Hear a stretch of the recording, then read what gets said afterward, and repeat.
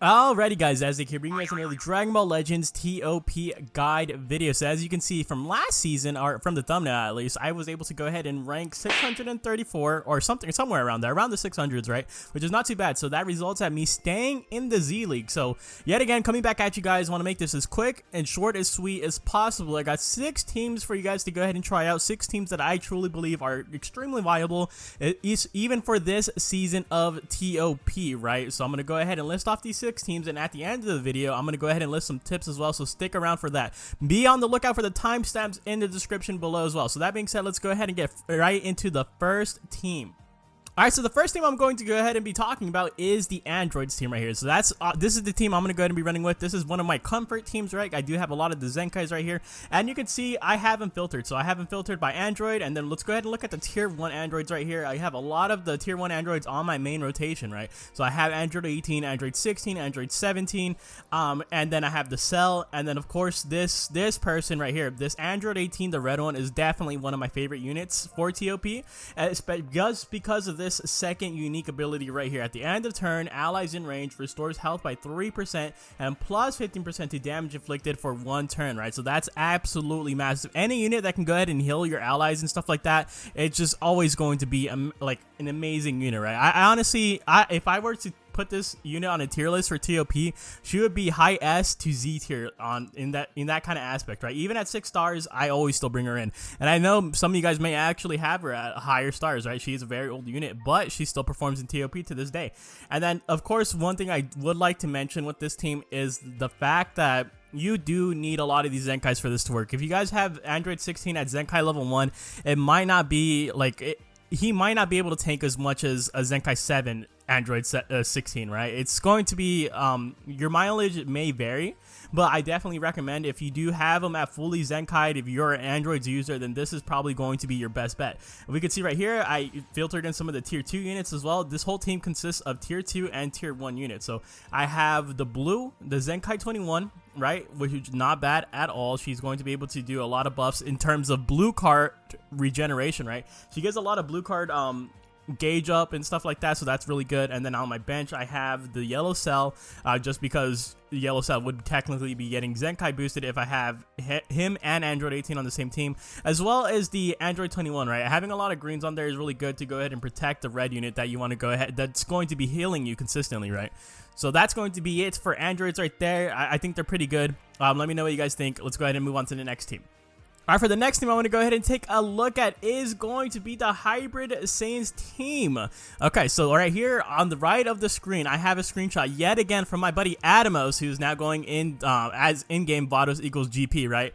So I showed off Adamos last season as well, also using hybrids, but this time he has a little bit of a different setup, or kind of a little bit of a different setup, right? Not too much different from the last season, but I have 2 screenshots up right here, right? I have one screenshot of him actually being at rank 1 with his hybrids, and over here I have his actual party formation right here, so you guys can go ahead and copy his team. And the reason why hybrids is doing so well, especially in terms of points, is for the same reason as last season. They have a lot of tier 1 units. So as you can see right here, that EX Gohan is not bad at all for this TOP event. And like I said in my prior video, this is like one of the few EX units that does have tournament of power abilities. I think Whis just got one as well, so definitely keep a lookout on for that for the EX units, because these EX units might be some sleeper units in the future, because they are, some of them are still currently scheduled for development and stuff like that, right? But this guy is not bad at all. He has damage reductions, which is always welcome. He's a Zenkai unit. He's going to have the Zenkai stats and stuff like that. So that's pretty good, especially if you have a lot of just the Zenkais overall, right? Like Adamos right here, he does have the Zenkai 7 Super Saiyan 2 Trunks. He has the Zenkai 7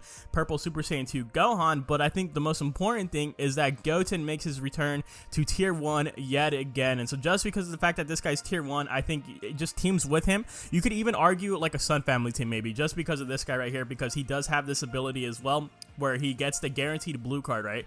At the start of the second turn, you get 20% to next special move damage inflicted, and then plus 100% to special move gauge, and at the end of that turn, restores his own health by 10%, which is absolutely massive. And so you can see a lot of these characters are just in tier 1, and then just a little bit of tier 2 characters on the side too. So and even the Zenkai Super Saiyan 2 Gohan, if you guys have this guy maxed out, he is tier 2. Usually he's at he's really low tier. Like I've seen him in tier 3, tier 4 and stuff like that, but right now he's just at tier 2. So this is not going to take a massive hit on you if you do decide to bring this guy in for your ToP team. Alright, for the next team that I wanted to talk about is Regeneration. So you can see right here to the left and to the right, I have two different variations of Regen because that's how flexible Regen is. I think Regen is probably like one of the most safest teams that you can run in ToP, but I want to go ahead and take a look at the one on the left first. So I think this one is might be a little bit more optimal given that you have like all of the stars on them, right? This guy has the Zenkai Piccolos, and you know, maybe he would be better off with the Zenkai LF Piccolo, but I'm not too sure if he has them or not. He has the Zenkai Metal Cooler. He has a 14-star standard green Metal Cooler. You know, he has a lot of Zenkais on this team, but it's going to be doing really well for him. You can see right here from his score, his overall ranking is at number 6. So you're probably looking at this guy's team and being like, why isn't Baby or Fat Boo there or Boo Tanks there? And so that's where Regen is a little bit going to be falling off. Not falling off necessarily, but they're going to be a little bit lower rated, right?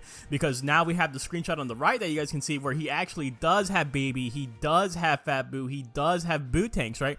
But you can look right here on the center screen, there's not a whole lot of Regeneration units in tier 1 for this season, right? And so we can go ahead and look at tier 2. Let's dip into tier 2. So you have a little bit more options, right? You have all the Piccolos are in tier 2, which is not bad. Boo Tanks is in tier 2. Boo Han, like these are really good units, right? To go ahead and build around for your Regeneration team. That's what I would recommend. If you have the Zenkai Piccolos, I would bring all 3 of them if I really wanted to. And then the Boo Han and then the Kid Boo, those are all really great units, just standalone. But we dip even further into tier 3. I think this is what is gonna hold them back a little bit this season in terms of points. It's still doable, 100%. You're still going to be able to find success with this. That's why I listed both teams up here, so you guys can go ahead and pick and choose whichever Regeneration formation that you want. But just do keep in mind that Fat Boo and Baby are tier 3 for this season, making them it's going to hurt your score a little bit, right? But don't be afraid. I feel like this is still going to be fine. Obviously, you guys can see the guy on the right here. He is still in Z League. He is still overall ranking 31, and so that's still pretty damn good, right? You can still go ahead and run this with no issue, even if you are running those tier 3 characters. Alright, for the next team that I want to go ahead and take a look at is Sagas from the movie. So this team actually made it onto my list for the last video as well. So you can see they're still performing pretty damn good, right? You can see on the leaderboards right here, again, I have a screenshot to the right of the screen, is you have this guy at Z League ranking, at rank number 3 overall. And I can tell you immediately, one of the best units that you're going to have right here, who is sitting at tier 1 currently, is this Vegeta, this purple Vegeta. If I didn't have him at just 2 stars, I probably would be wanting to run him as well, right? Because he does offer a lot of damage cut as well as his own self-sustaining healing, because he does heal twice, I believe, for whatever percentage it is. And then on top of that, you have Bojack on here, who's also sitting at tier 1. He's also sitting at tier 1, and he has a guaranteed blue card as well at the start of second turn. That's enough said for Bojack. That already makes him a massive unit for your team, right? He's definitely going to be someone you want to prioritize and stuff like that, and someone that you want to protect when you are targeting your opponents and stuff. And then again, you have like just a bunch of really good tier 1 units for the Sagas from the movies team. You have this guy as well, who offers a lot of support, right? Like, look at this. He offers allies, Sagas from the movie, or tag powerful opponent 25% to damage inflicted for 2 turns and 40% to Q recovery. So he's making sure you're putting out that damage. You're making sure you're going to go ahead and prioritize your attack order and stuff like that, right? Just amazing overall. And then you have Metal Cooler on here, who's this guy's also using. You have a lot of like really good units. The Great Saiyan Man 1 and 2. I think this guy's team is just full of tier 1, because you have Broly and Chile right here as well, and it's just, everything just looks pretty stacked. We can actually look into tier 2 just in case I want to. Like, look at this. There's not too many units in tier 2 that you absolutely need to bring. I would say this Janemba is really good. And then, honestly, if you have this guy at 14 stars or just even at red stars, you can go ahead and easily replace any of this guy's units with this guy right here, because he's also amazing for Sagas from the movies, and he's only tier 2, so he's not going to hurt your score too bad, right? All right, for the last two teams I want to go ahead and talk about, I'm going to lump them in the same category because they are so similar, is we have on the left side of the screen your standard Saiyans team with this guy coming in at rank 4, and we have the rank 1 player right here on the right side of the screen using a Vegeta family setup. The reason why I lump these guys together is because there's two really like main components to this, in my own opinion, right?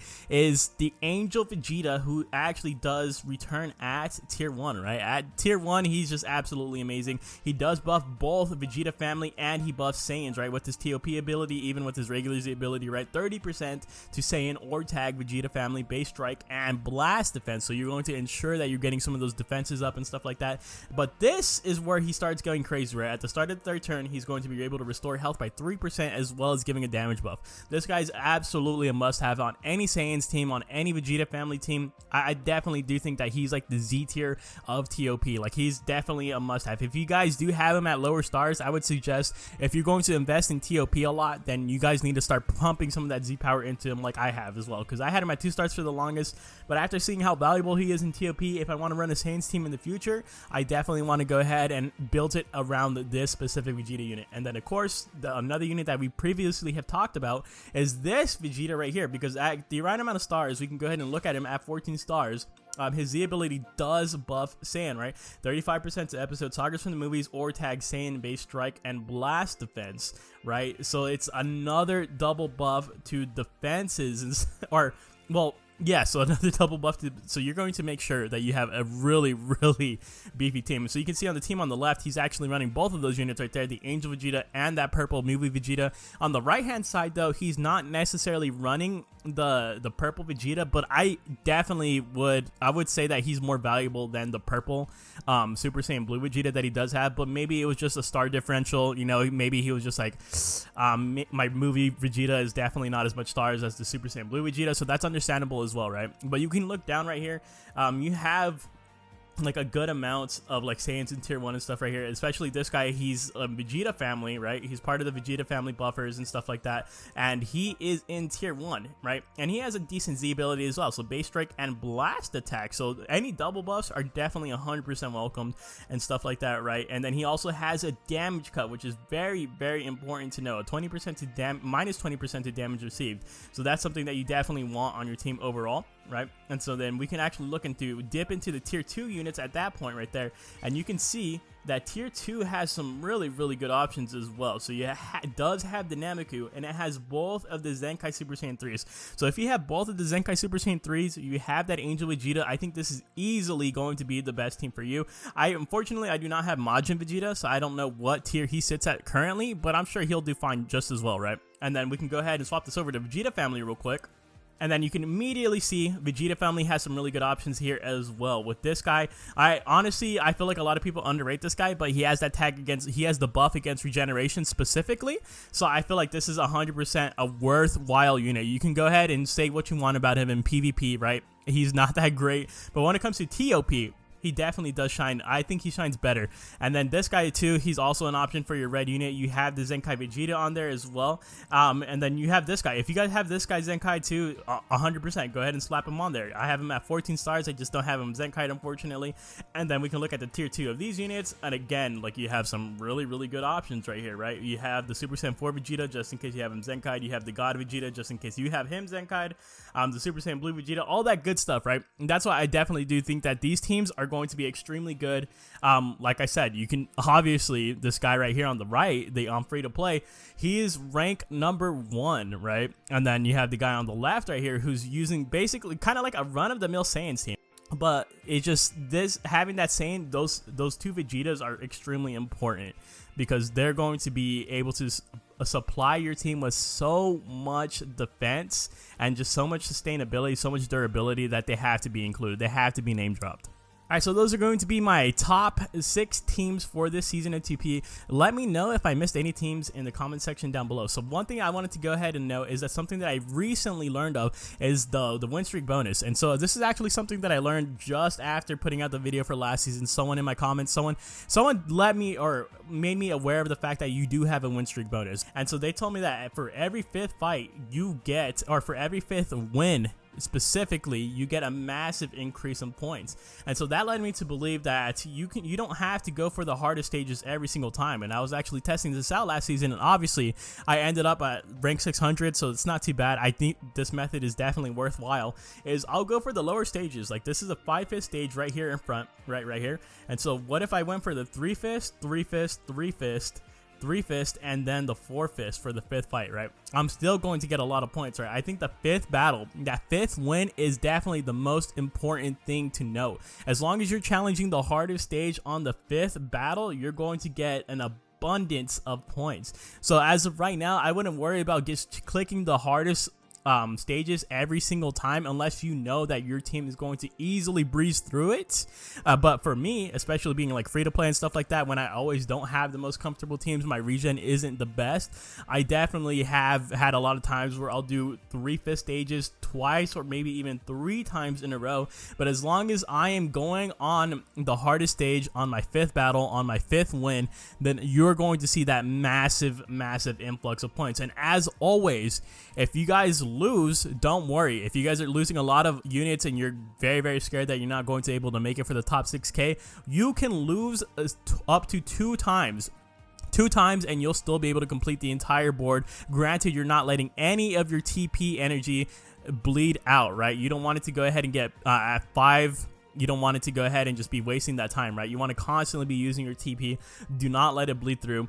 And so that's basically all I have for you guys for today's video. Hopefully you guys do enjoy. Let me know if I missed anything in the comments down below. Hopefully this does help you guys out. That being said, if you guys enjoy the content, definitely let me know by leaving a like, a comment, or maybe even consider hitting the subscribe button. I'll see you guys in the next one. Later.